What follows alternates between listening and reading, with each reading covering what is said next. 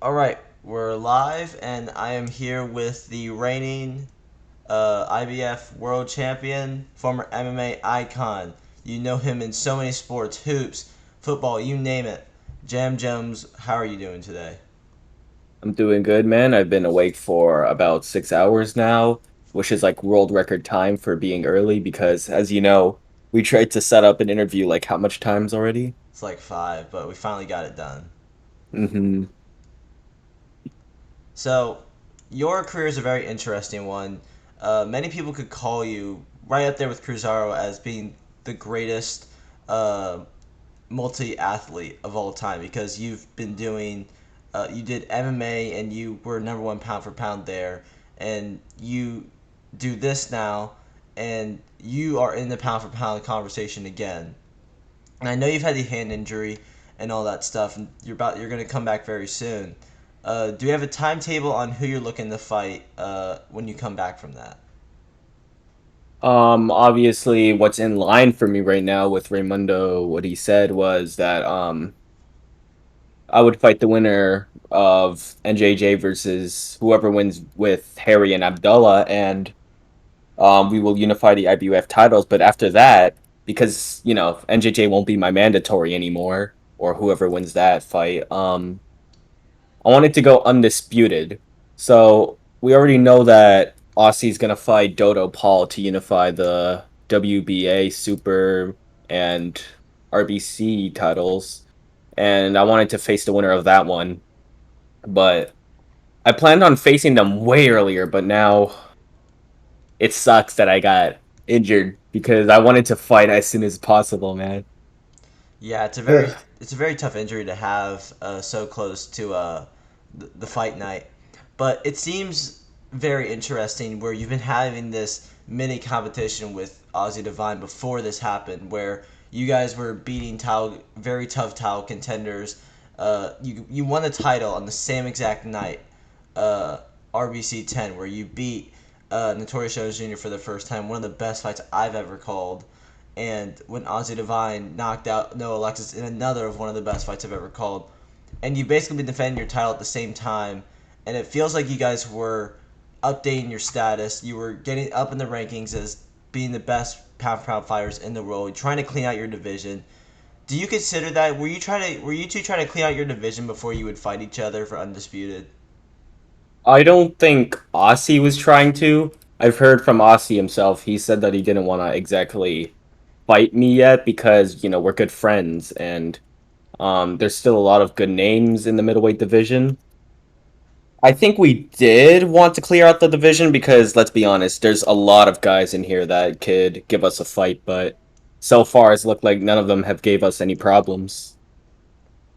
Yeah, and it's crazy how deep this division is, and I want to go through the three potential guys you could be fighting down the road. You have a guy in Abdullah who hasn't fought in a while, but he's going to be in that number one contenders match, and he's a dangerous problem.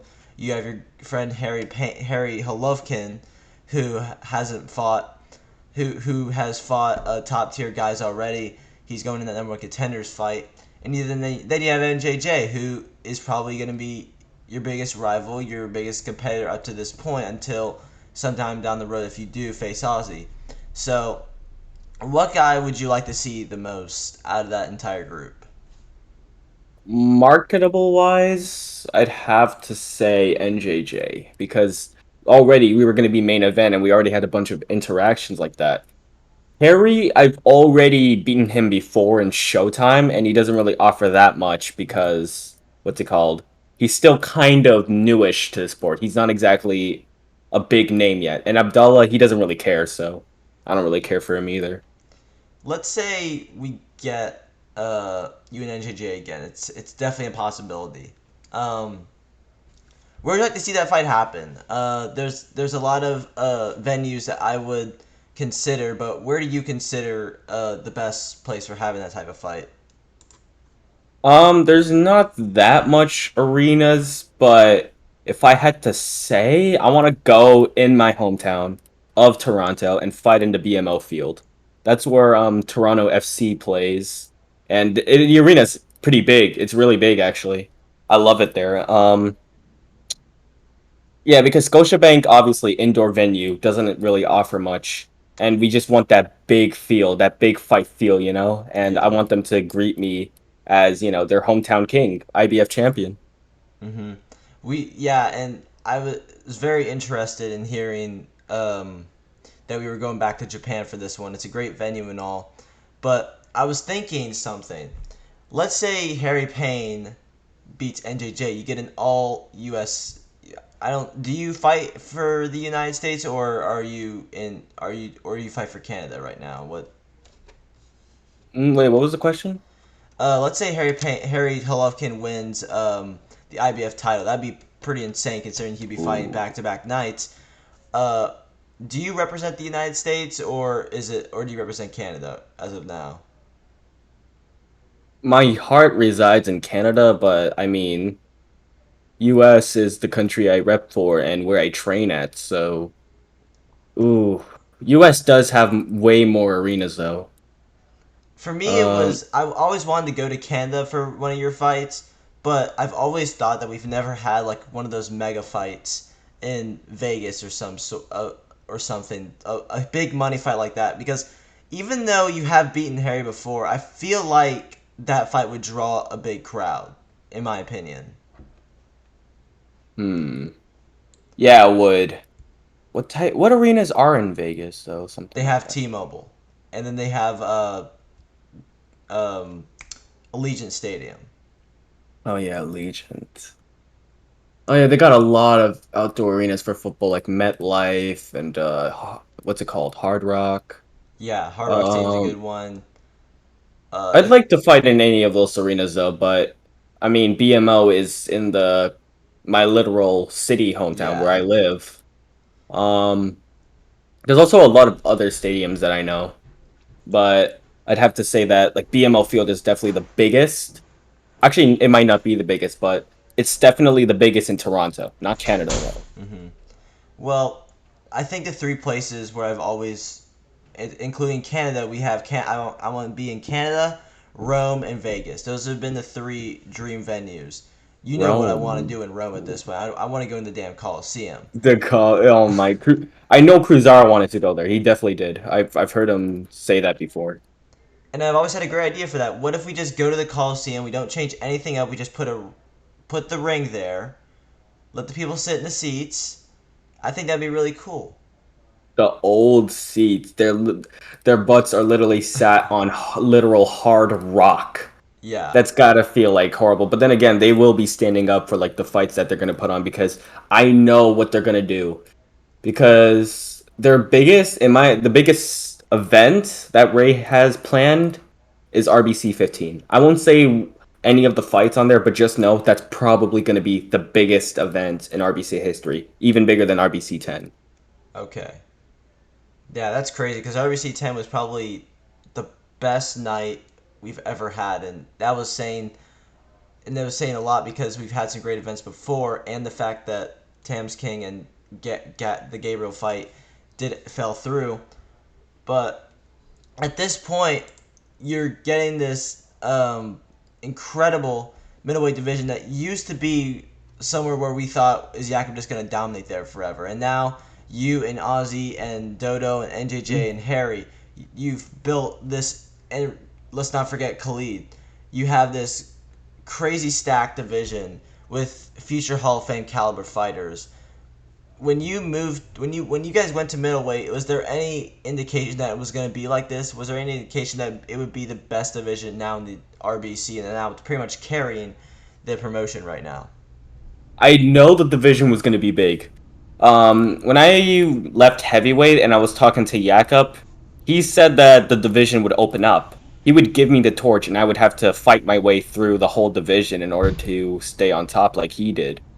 But I did not know it would be this big because you have all of these good names like NJJ, Harry, um, Dodo, and then you have top names like Aussie, and then all of a sudden you get this guy Khaled coming back, and he's going to the middleweight division. Like it changes a lot of stuff, but it opens up a lot of opportunities for me to get bigger in this sport. Yeah, man. And let's talk about how you got this rise because you could be one of the biggest draws in the game today. We know Cruzaro was probably up there as well, but where did you get your start? Where did it start for you in Road Combat? Roll combat in general, or are we talking I'm about talking about pretty much animated. animated? Wait, you're not talking about boxing. You're just talking about combat. Combat, yeah. Okay, that's I'm pretty sure correctly. I did fight in some what's it called? WBA events like previously in like 2018-ish, but I actually started trying in like 2019 when obviously Tyler's UFC was still big at the time, Hmm. and I was like 12 years old at the time, and it felt really good, man. It felt really surreal being in that type of situation where there's a lot of people out there, and it was my first time seeing like and fighting in a big crowd. It felt really good to me, and it pretty much set me up for all of these top fights I got now, where we got like 40 plus people watching. Uh, and there's no more pressure on me when I'm fighting in those type of events. Well, your timeline has been from Tyler's UFC. Did you go to Ronan's UFC right after that? I did actually. I fought in there a couple of times, and one of the names I fought in there was NJJ. Actually, of course, I beat him, but Yeah. And you were considered there too. This is where I think it's really started that you got this name of being the best of all time. And there are many names there that you did beat that not many people really heard of, but it was a very stacked league at the time, still going on today. Um, After cleans, I know that was not a very important time. Um, where did you go next after that? after Ronan's cleans, Yeah. um, then after that, I actually switched back to Tyler's UFC. Oh, well, not UFC at the time. It became RCL. Like I took a big break to play in pro basketball. And when Tyler's RCL came up, I went back there and obviously became number one pound for pound there. And I stayed there until it ended. I took a couple of breaks though. Mm-hmm. And it was a very difficult time, and we know that thing it fell through for obvious reasons. Um, but you just had this thing of what was the mindset when you were in MMA? How did you become the number one pound for pound? Did it have something to do with the team you were part of, or what? I'm not sure if it had to do with any of the teams because I also became like one of the top dogs in cleans as well. Like not pro wrestling cleans, but MMA cleans. Yeah. Like usually it would start out as I'm a mediocre fighter. I'm not terrible, but I'm not exactly at that good level yet. I don't have any cheese or any what's it called? Any foundation to anything. But then after taking a break or just thinking for like a day or two, I just come straight back and all of a sudden I have this feel to it that nobody else has. It's so weird. I don't even know how I get this type of feeling. It's not like I even train 24/7 like some of these guys do because I still beat them. Yeah, I don't know what it is. I mean, you've built this reputation as being one of those guys always to prepare for. You're always such a dangerous name no matter where you go. And now you're into boxing. It's become this thing where you have this name. It puts fear into a lot of people. Jam Jones, one of the best MMA fighters of all time. You went into boxing. Where was it? When did you transition into when did you go to RBC? I know you were fighting at roughly the same time as you were doing RCL, but where did that start for you? I know what my first fight was in RBC. Um, but I didn't actually go to RBC directly. I had to what's it called? Oh yeah, I had to train and start like fighting in like all of these side federations like IRBC, WRBO, like the one that Yakup owned and stuff like that.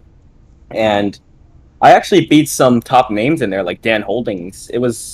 It set me up because my first fight in RBC was in the Ali series and Oh yeah.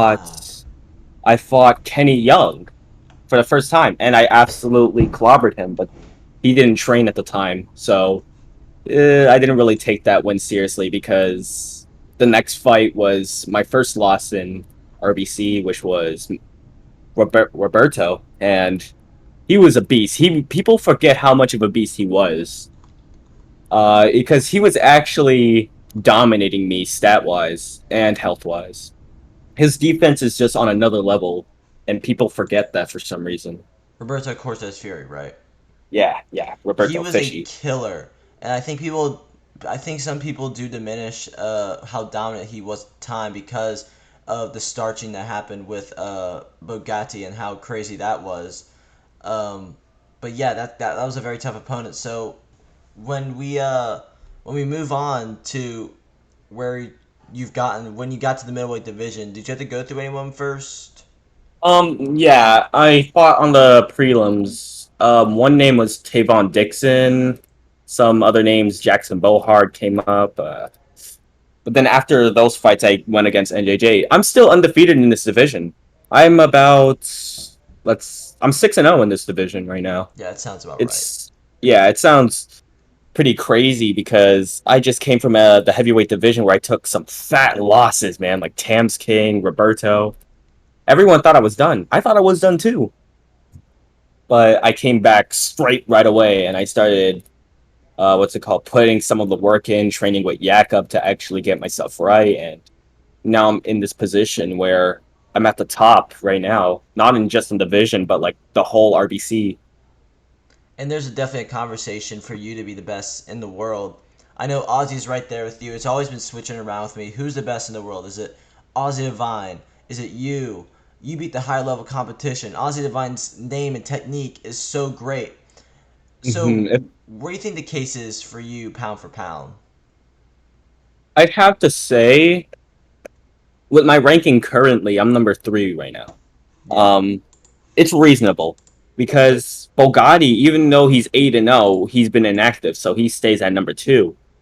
Cruzaro and Aussie are tied at number 1. Obviously, that's because Cruzaro hasn't been fighting, but I think this is reasonable. All the rankings are reasonable, but I don't think Aussie is reasonable enough. Like I think Bogatti still ranks over him, but this is a point system after all, so I can't really do anything about it. Do you think it should be a point system, or do you think it just should be by opinion? My opinion gets troubling because that's when people start actually complaining about the rankings and stuff like that. When it's a point system, you can't actually go wrong with it. Okay. And it's weird because I know like the opponents Ozzy faced are very very top level, but I do have concern about whether or not Myron Yeager was at top ability. I don't fully know that. I know Noah Alexis was a very difficult opponent, and I'm not gonna blame Ozzy for that one. Um, why do you think you and him have been this top level for a long time? Is it the tool system? Do you guys just work with it, or is it been a training thing? A lot changed once the system changed because me and Aussie, like RBC 10, it was still the health system, and we had a war, both of us. Both of us went to red health. Like it was such a crazy thing, man. And then as soon as everything changed, me and him so far, we barely went down 75. Mm-hmm. Like we just became so good at that point. And you could say it was because our opponents weren't exactly that good, but come on, man, you got to give us our credit because we've been actually putting in the work against these guys. We haven't been training like crazy, but we would dominate these guys. I had two dominant performances. They even gave me performance of the night twice in a row on the same events, like on the Aussie events when he fought Myron and on what's it called? The Paul versus Paul fight. Yeah, the Paul versus Paul fight. Yeah. Yeah, and taking you back to RBC 10, probably the best moment of your RBC career so far, in my opinion at least. Take me back to that night because you were in deep trouble in those first few rounds, and then I thought you adjusted. NJJ said something different. Um, Yeah, I actually heard in that podcast. I can talk about that. okay. All right, so yes, I did adjust. They don't want to say I did, but let me just tell you. And if you watched the start of the fight, if you watched about 2 to 3 rounds, you could tell that I just wasn't there. I was trying to brawl. I was throwing wild shots without no combos and stuff like that, and NJJ would just block me and counter me. But once round 4 set in, that was the changing point because the knockdowns came from a lot of these distance shots. Like obviously you saw all those uppercuts. You were calling it too. Yeah. I had like a crazy uppercut at that time. I was reaching him from like the other side of the ring somehow with it. Um, and I was blocking and countering his shots too. NJJ doesn't want to admit it, but I was literally dominating him at that point. I was countering him and everything. NJJ, the only thing he has over me right now and on that night was his output. He just has better output, but does he damage? No, I don't think so. I don't think he could finish me if he tried to now. Um, if I was still on the event, I bet that I would still, shut him down. I would completely annihilate his offense. I would suppress everything he does. But he still doesn't want to admit it, man. I don't get it. It's a very. I think it's a. If it was on the card, it'd be a very close fight. There are already close fights on that card already. I still think the Jakob one versus SSI is gonna be the closest fight of the weekend. But when it comes to you and Jakob, yes, the output is crazy from NJJ, but you've got the great power shots. You can very much go deep into the fight, and so can NJJ. So where do you think the deciding factor is? Is it in the later rounds, or do you think that the winner of that fight is going to be decided very, very early? Definitely not early. I'd have to say it ends or it starts to end right about at the 6th round because I take some time to figure them out. And with NJJ, he has a lot of holes in his game with the output he puts out. He doesn't exactly throw big, so he doesn't exactly lose his stamina, which is why he can keep his output. But I actually noticed something. When I was in the NJJ fight, body hooks work way better than you think. Because when he's constantly up on you, punching you 24/7, man, nonstop, if you just body hook him, he's going to back away. That's exactly what he did. He can't bluff because, he won't throw, and that's an easy shot for an uppercut. Yeah. Uh, I just think that he's not the same NJJ. I don't think he's ever been that guy. He's always been good, but he keeps presenting himself like he's this god. I think Raimundo also understands his skill set, but he's putting him on like a pedestal at this point. He thinks NJJ is like this god or something. But if you actually look at him and look at his fights, even though he beat, honestly, I think I would have had more trouble against Triple Paul and Harry than NJJ did against them. Is it because of a stylistic matchup? Yeah, stylistic matchup because I don't think I can fight like NJJ because NJJ put on a master class. Well, not a master class actually. It was a close fight in both fights. Well, But he showed you different things. He showed that he has the knockout power against Triple Paul to end the fight just like that, and he showed in Harry that he can go 6 rounds. He can work. He can work decisions, and he can go deep in the fight. So, what do you see more concerned? Do you think the power is concerning, or do you think uh, the the smart fight, the going deep in the rounds? What concerns you more? I think it's definitely the deeper rounds because you may not notice it, but when he's hitting you, he can chip off like 5 HP every round and you won't notice it because of how short it is. You can think you're fine until you realize that in like the 4th round, all of a sudden you're at like 75 or 80 and you're like, wait, what's going on? While he's still at like 95 because he's blocking all these shots you're throwing at him because he has all this stamina to control with. Mm-hmm. Hold on, let me just get a sip of water real quick. All right. All right. Uh, Um, I had a lot lost of thought. What happened? you were talking about NJJ's like you would lose you would be down like 75 or 80 HP by round 5 or something. Oh yeah. His style. That's pretty much his style. I don't really see styles like him. Like even Jakob, he has a similar style, but nobody does it like NJJ. But I feel like I'm like one of the only guys not in the middleweight division, just RBC in general that can actually shut that down. And he doesn't know it, but he's definitely gonna know it when he's in the ring with me. Trust me. Let me tell you that. Yeah, and we know that you've been known for getting into these later rounds, especially against Mizzy. Did you told me that you had to somewhat adjust against Mizzy, right? Hmm. So Uh, I think it's more like the. It's not exactly an adjustment. It's just more of the timing of the shots because Triple is one of my coaches. He tells me what they're doing, and I pretty much adjust myself.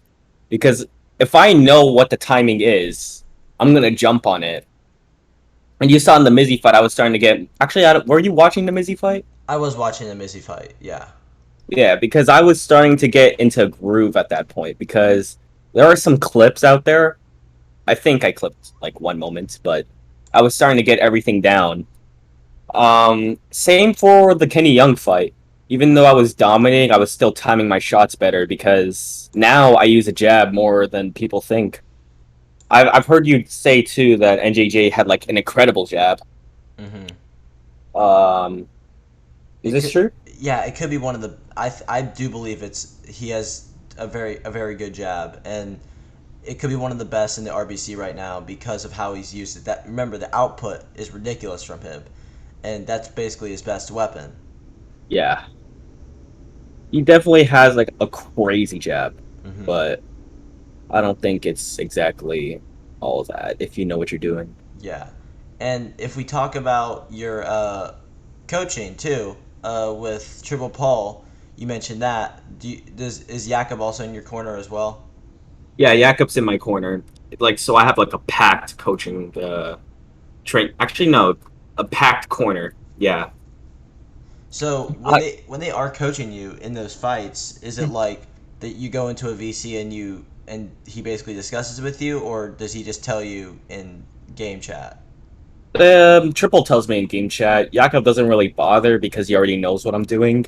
But in between rounds, Triple is technically downloading the data for me because I just need to go out there and defend and fight. He can just tell me what the game plan or what they're doing is, and I'll just figure it out myself. And when you go into those fights like that, does it when he does give you that advice, does it change mid fight? Do you have a game plan going into the fight and does it really change, or do you make adjustments mid round? It depends who I'm fighting. I'd say that most of the time I'm coming in there in order to like what's it called, do as much damage as possible. But if I need to get like really technical, then I'll have Triple help me out with that because I'm just gonna keep defending and jabbing at him. Okay. So I know I've been talking about a lot how deep this division is right now, and the fact that you could have three of the best fighters in the world in the same weight class. Uh, right now, do you think it's just a battle between you and Ozzy, or would you put someone else up in that conversation as best middleweight in the world? I mean, do you want to say Dodo Paul?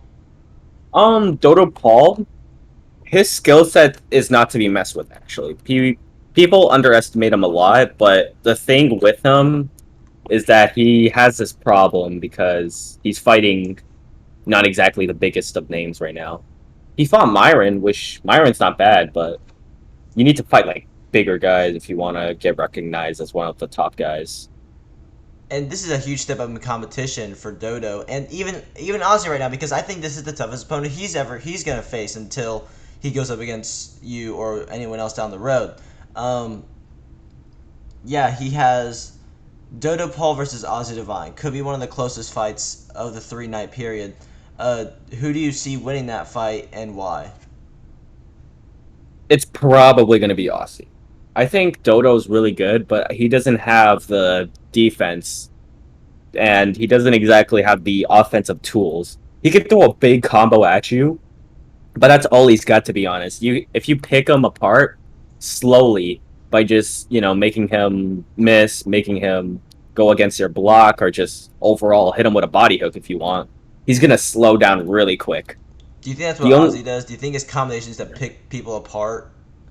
Yeah, Aussie's combinations are different. They definitely hit you like a truck, but I think that you just need to time your shots well. You don't exactly need to start off big. You need to wait a bit for Aussie. Okay. Well, speaking of a fight in Matchroom, you started a federation. That's one of the big things I want to talk to you about. This has been a pretty big success so far. So your first event, I'm sorry I didn't go to it. I had work that day, but Jakub Jankowski already is now a world champion, and Ray and you've already made it clear that WBA is also part of Pound for Pound. Part of Undisputed. So right now, what do you set out to do with Matchroom, and has it been a success so far in your eyes? It's definitely a success in my opinion, and it's definitely going to be more of a success because I've just got a sponsorship with what's it called? The UFC, like Ronan's UFC. I Oh, talked with cool. Lunatic about it, and we're gonna partner up, and we're gonna obviously help each other out in ways. They're what they're gonna do is they're gonna make me bigger by promoting and shouting out my events and stuff like that, and I'll help them out with behind the scenes with some things that they need. Oh, cool. That's nice. Well, take me back to your first night. What was your favorite? What did you like most about that night? You had some pretty damn good fights. Myron Yeager, Dodo, Paul. You said that was a big one. That was fight of the night, obviously. But what did you like most out of the night? Is there any performances you saw? Yes, I did not expect Jakub Bienkowski to come in there and do what he did against Vet Davis, but he absolutely clobbered him. People don't understand just how bad it was for Vet Davis that night. Vet Davis, his skill set, it's way better than people think as usual. He's underrated, but he when he shells up like he does, it makes fighters pick him apart. And Jakub does it so well to the point where it just breaks Vet. Even Vet was just like Vet technically quit himself. He didn't even want to fight anymore at that point, but he kept continuing until the ref finally called it after Vet got knocked down one more time, and then it was a TKO. So Uh, yeah, continue. I think yeah, I think there was one more. Um, Harry versus Dax was also surprising because Dax was getting dominated as well. Dax he presents himself also in a way where he's a top guy. I think he just does it on purpose to either troll or to get big, but his skill set doesn't back him up like NJJ does. Hmm. And there was also one more fight there. I think it was more than that, but the one that stuck out to me was there was 5 fights on that night. Jesus.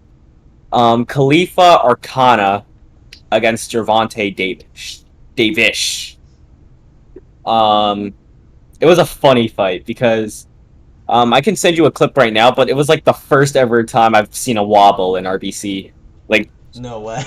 Gervonta, he literally got knocked down, and as soon as he got up, he started wobbling all the way to the rope. It's like a real wobble. I thought the ref was gonna stop it. Like let me get the clip. All right. All right, I found it. Look at this. Not gonna lie. Savanta? Oh, Dude, yo. Savanta has oh my god, what the hell? He didn't even know where he is, man. Nice. It Savanta? was just a bad night for Dude, him. Savanta has Oh my god. That's crazy.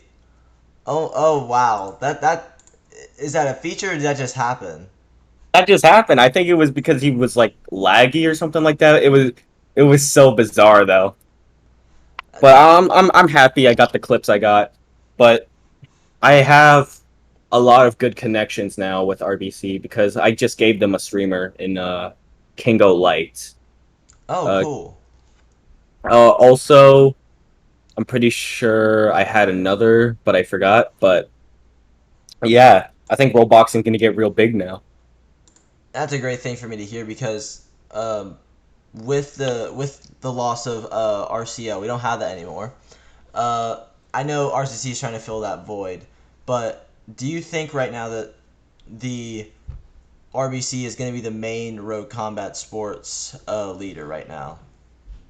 I don't think it will be for like another maybe a month or two because RCC and the MMA community in general in Roblox, it's not way bigger. It's just way more active because they're getting like 40 to 50 players every event, which is surprising to me. But they're getting themselves into hot water right now because one of their developers was caught stealing and leaking stuff, which was pretty bad enough.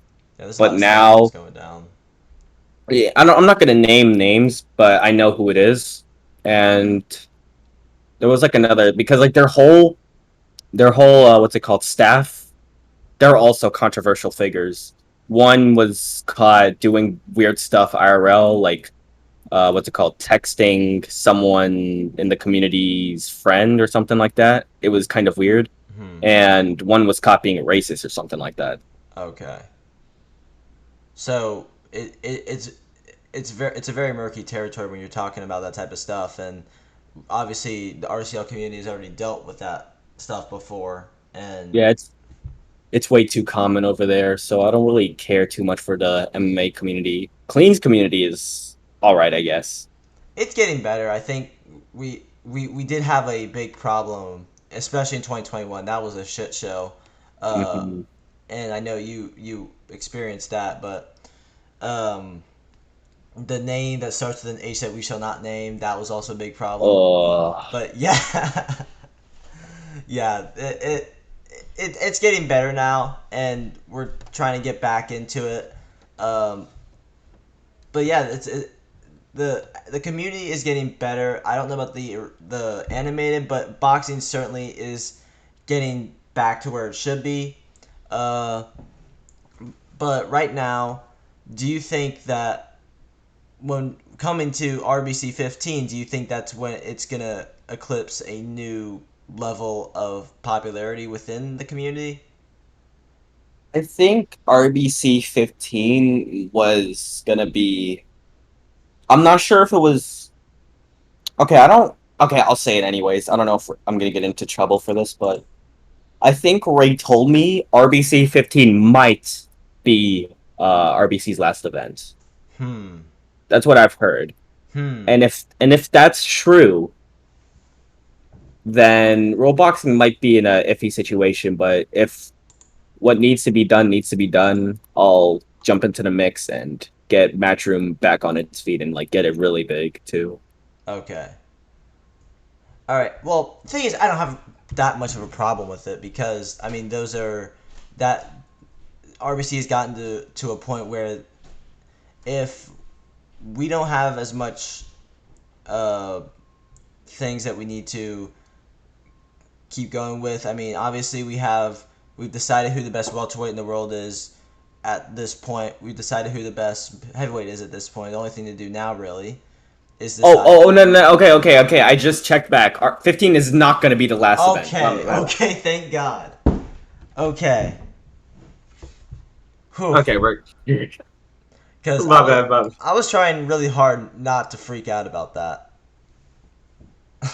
Yeah, I just had to make sure in my DMs it's not going to be the last event. Okay, cool. Well, all right, how long? Okay, we're still good. But Jam, you've obviously had this incredible career so far. Do you think when you created Matchroom, you've become a staple in the boxing world right now? Is undisputed the one thing concerned with you, or is there anything else you want to achieve in the boxing world right now? Now that okay, listen. Now that Khaled came back, man, I really want to get into a fight with him. But That's a dream if fight. I want to, what's it called, become undisputed first, and then once that happens, I think that I will cement my legacy. And I want this too. I want to be the greatest Eastern fighter of all time in RBC, and I'm getting damn well close to it. The only person that is possibly near that right now is Fishy considered Eastern? I don't know. I don't remember what he was I don't know either. Uh, because I'm getting damn well close to beating Roberto's legacy, and undisputed will just catapult myself right at the top. yeah. And if you go undisputed, do you think that makes you the greatest middleweight of all time, or is it very difficult to say that now because Jakob is out of the division? Oh, I'd have to say that Jakob will still be the greatest middleweight of all time. Unless I'd say if I were to beat Khaled, Us, and That that JJ, that gives you a case. yeah, that gives me a really good case. Also, I feel like some other fighters will come into the mix, like even Rebel Brook, 3-0. He used Mm-hmm. to be the IBF champion. I Is he got to get through undefeated? him as well if he wants to. Huh? Is he undefeated? Yeah, he's 3-0. Oh, okay. I didn't know that. That's a big deal. And I'm pretty sure like the only undefeated fighters right now that have over 3 wins is Bogatti. yeah, Bogatti and Rebel Brook. That's literally the only name. Actually, no. Depending, I don't even know what the situation is with Dodo. He's either 7-1 or 2-0. It's weird to say with his case. I don't know. Why is he 7-1-1? Does he fight as much as Saifez and they just count that? I don't know actually because I remember that Raimundo when he put out the card for RBC, was it 13 or was it 12? It was 12 when he booked Uh, Paul versus Paul, I believe. okay, yeah, okay. For RBC 12, if you were to look at the cards, you'd see. Oh yeah, you can check right now. It says that Mizzy Paul is 11-4 and Dodo Paul is 7-1. I don't even know what's going on with that situation. It's weird. And I Missy think Paul it, surprisingly has 11 wins. Is that yeah, and Mizzy Paul was originally 2-0. Well, 2-1 because I beat him, but that? it's I don't know. I That's don't know what he. interesting. I don't know if there was another Fed before. He never told me about anything like that, or I've never seen it. I might go ask him about that later, but yeah, I agree that that's weird. But well, we're now in this situation where it's really get coming down to you've weeded out all of the you've weeded out a bunch of contenders, and now it's like you're eliminating people from the conversation at this point, and you got a few people left who are gonna give you a challenge. Right now, if not you or Ozzy, if you saw anyone in that field that could be a champion right now, that's not you, Ozzy, or Dodo, who could overthrow you or Ozzy in your opinion? Definitely Khaled. Okay. Um, uh, that's all I can say, bro. It's just Khaled. NJJ, possibly. Harry, possibly. But NJJ already, what's it called, marked himself as top dog, top name, top 3 greatest of all time. Come on, man. You still think he's that even after the Cruzaro fight? Even after the Cruzaro fight, because uh, Cruzaro has been training with the tools for a while, and Khaled, he's only fought like 3 to 4 times with those tools. And in the second fight, if I remember correctly, wasn't Khaled winning at the start? He was winning in the third fight, but Cruzaro was basically getting most of Oh it. wait, it was a trilogy. It was a trilogy. Oh man. Okay, in the trilogy, yeah, he was winning at the start, Mm-hmm. and then obviously Cruzaro came back because Cruzaro he either learns or he dominates straight from the start. There's Yeah. no other way. And it's one of those crazy things. The first fight was basically it was Cruzaro at a time where he wasn't a knockout artist. I don't think he was a knockout artist at the time, and that he paid for that against Khalid when he got finished early. Second fight, totally different. I think in that second round of that fight, everything changed, and that's what happened. And the third fight, very very close, but we all know what happened there. So right now, I also want your opinion on this. Who is the greatest fighter of all time? Who's the greatest of all time? The greatest. Mm.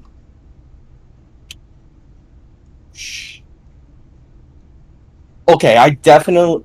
Oh, because in terms of the quality in fighters,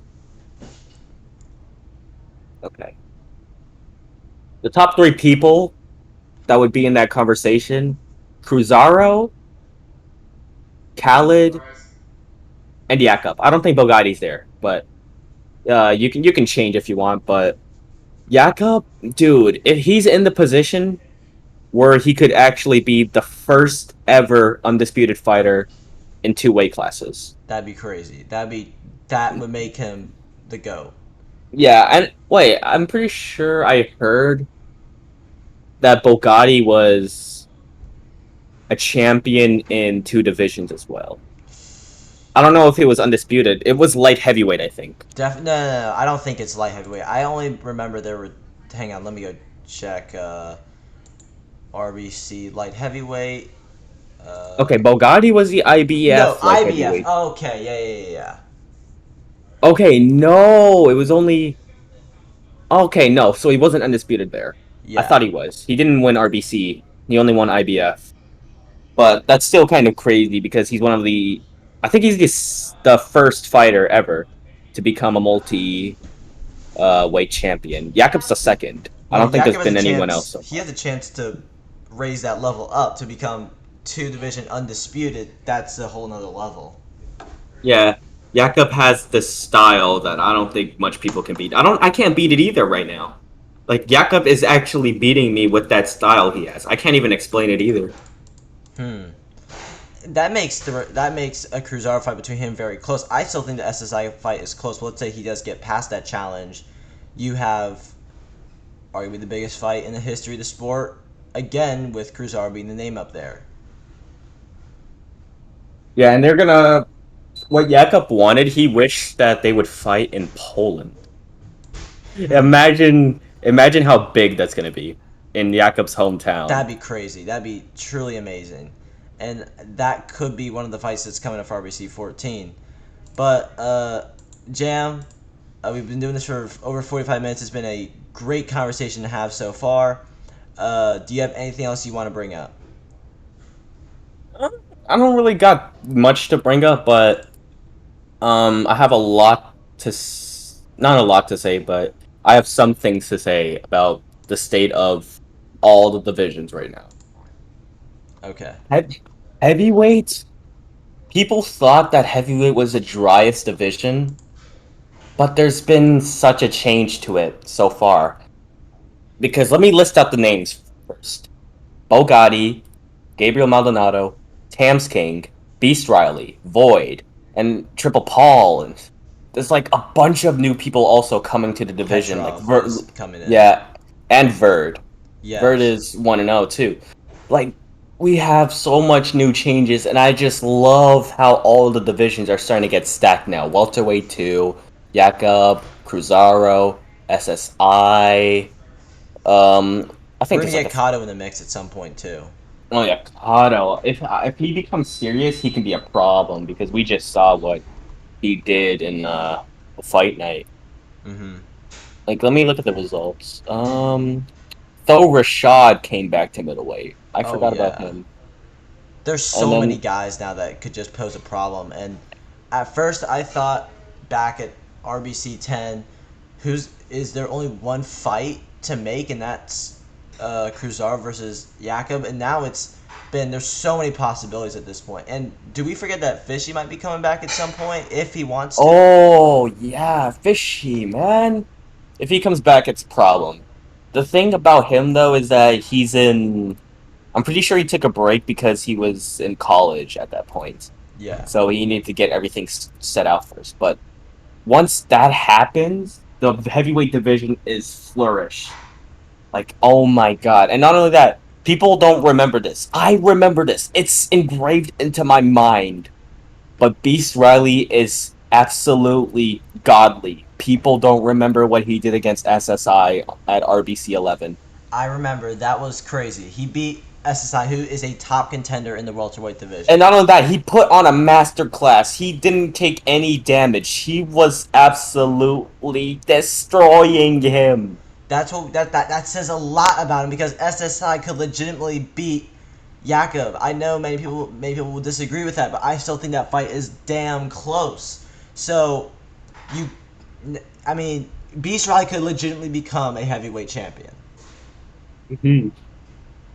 And not only that, I think I could crown him right now as a WBA champion, and nobody would actually, go against that because Beast, he's actually setting himself out as a legitimate threat to the top 3, like Gabriel, Bogatti, and Tams.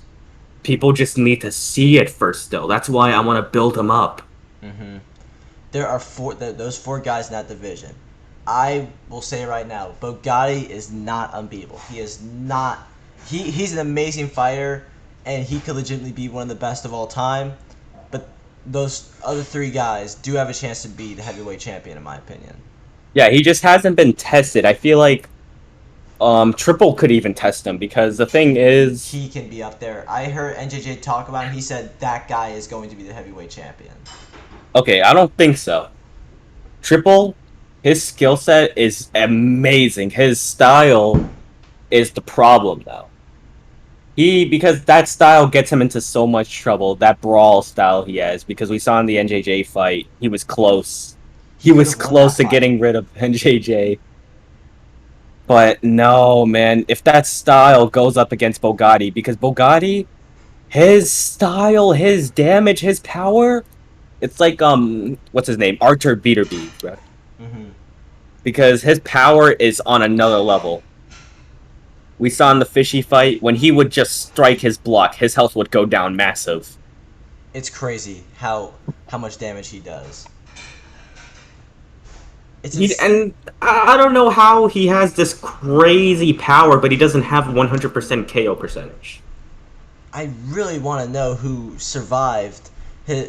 If he doesn't have 100% KO percentage, who got to decision with him?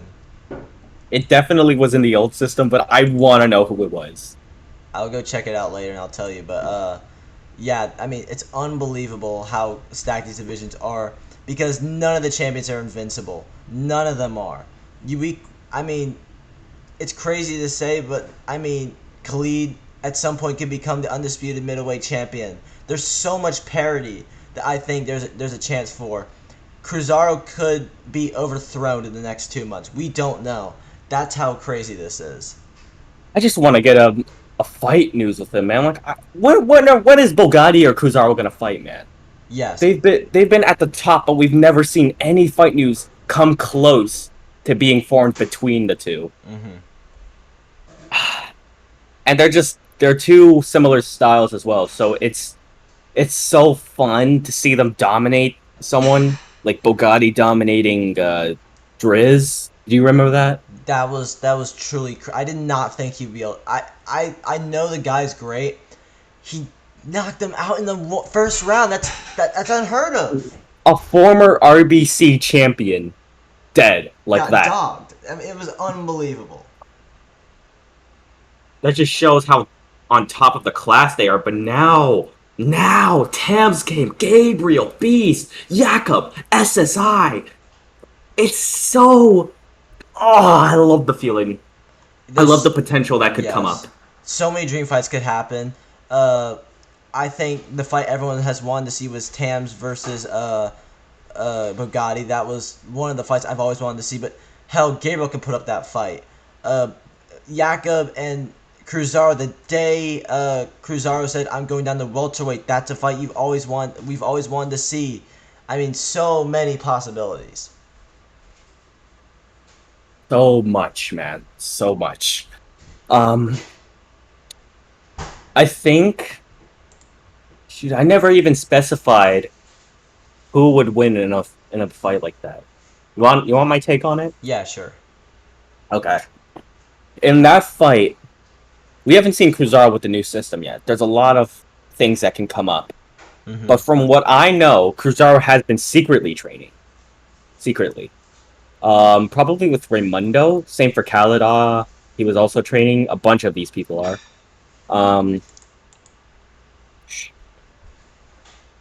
Personally, with Jakob, his style is unmatched at this point. I just want to see it get tested. Cruzaro has a style with all the significant strikes, but also he's brave enough to not block. Like, he does, like in the second Khalid fight, he went straight in there. Yes. He didn't try to block. He started with an uppercut, a hook. I can name like all the punches that happened in that fight because I watched. He's always making you fight on the back foot. Yeah. And Jakob, he's a pressure fighter. So who's going to take the back foot first? I think whoever takes the back foot is the one that's going to lose. So it depends on who's brave enough, who's bold enough to set out and uh, assert their dominance in the middle. I think the thing was that, and this is why I think Cruzado, he can even work on the back foot as well because he got tested by Khalid. Khalid in the third fight actually started to pressure him. It was, I thought, oh my god, this is happening. But Cruzado was able to adjust. He can still fight off his back foot if he needs to. Yeah. I've also trained with Cruzaro as well, and his style's not to be messed with either. Obviously, top one, pound for pound. They got similar styles. Mm-hmm. It's That's why I said it's whoever takes the back foot, but you keep forgetting both of them can fight off the back foot. yes. So there's no exact opinion or like correct opinion, obviously, between the two. Do you think it's gonna be a close fight, or do you think it's gonna be similar to what I think about the Yakub and SSI fight? Is who's gonna take the ground, who's gonna dominate? Close fight, first 3 rounds, Okay. and the winner will come out on top with the bully style, like whoever's pressuring and constantly hitting the block. All right. That's because that's what they both what's it called? That's what they both go off of. They always hit the block and they keep going off of that. They don't stop. And that's what's scary because as soon as you let go of your block, they can hit you at any time with their timing shots. We know how hard they can hit. Jakob and Cruzaro, they both have over. Actually, no. Jakob has 6 knockouts. Oh, no, he has 7. So both of them have over 7. Cruzaro has 8. None of them at 100%. And I think you and Yakub were tied for the greatest knockout percentage in maybe Aussie. I think too as the Right now, Khaled and me, we're the only ones over 6 fights that have a 100% KO percentage. okay. Khaled is at 7 wins, 7 knockouts. I'm at 7 wins, 7 knockouts. So yeah, I think also that's what entertains me and Khaled fighting is our 100% knockout. Do you think you're a true knockout artist, or do you think that the knockouts just come because you're fighting in long fights? Now it's the long fights. But if I wanted to actually try and take someone's head off, you saw with the Jackson fight. I can take someone out if I Yes. want to. Okay. I just don't think it's gonna happen anytime soon unless someone forces me to. Yeah, because you become a much smarter fighter at this point. And yeah. Yeah, it's like Pretty Boy Floyd and Money Mayweather. Yes, except the fact that you're actually getting a knockout this time. You're not dancing for 12 rounds, and Yeah. so yeah, it's a great. We have had a great conversation so far. Guess what? We're at 58 minutes right now. Do you want to get to the full Jesus. hour? If we get to the full hour, what are we gonna do as filler? I don't know. We still got 2 minutes to do, but yeah, let's preview your fight with let's preview pretty much all 3 possible fights you could have. First, NJJ. What's gonna be the toughest test? Is it gonna be the constant pressure? Is it gonna be the constant output? It's gonna be the output and the pressure definitely but once I get used to that, it's gonna be a bad night for NJJ. Let me tell you that, man. Because I think this is the first time. Actually, no, the second time because he was on the back foot for the first fight. This is gonna be the second time where NJJ is constantly on the back foot. I'm gonna go full in, but I don't want to expose too much of what's gonna happen, or else he's gonna listen to it. Because there's no way he doesn't listen to this podcast. He wants to see in my mind. He wants to see everything that I'm thinking. He's gonna see my game plan. He's gonna share my thoughts, my morals, all of that type of stuff. He wants to see. He wants to know me. He wants to be me. Not like that, but he wants to think like me, pretty much, in order to beat me. And I'm gonna And do the same thing. if you fight Harry Payne, what's gonna be the biggest concern for you in that one? He also has type of pressure, but he doesn't have. He throws a bit harder. Let me just tell you. Hmm. In a round situation, he becomes a problem because that constant pressure with the power, he can replenish it every round. But that's the same thing for me. So it's just whoever is hitting more accurate wins the fight. All right, let's then. Are we at 1 hour? Yeah, almost. We're How much? 5 seconds. 3, 2, 1. We are at an hour. We've made it. Yes. And lastly, the Abdullah fight. Is there anything you've seen so far that you think that's gonna be a problem for you? No, not at all. I, Unless he shocks me against Harry and then somehow beats NJJ, or not even if he beats NJJ, just if he puts up a good fight with Harry. okay. That's all I can say. Well, Jam, it's been a great honor talking to you. You're probably one of the greatest road sports players of all time in multiple sports. Is there anything else you want to say before we wrap this up? Um, NJJ and Dax can eat my balls. Okay, cool. Well, thanks for being on the Bloodcast. I will probably be uploading this later today. Thanks for coming on. It's been a pleasure. Yes, sir. All right, let's go. We're at an hour. Bye, everybody.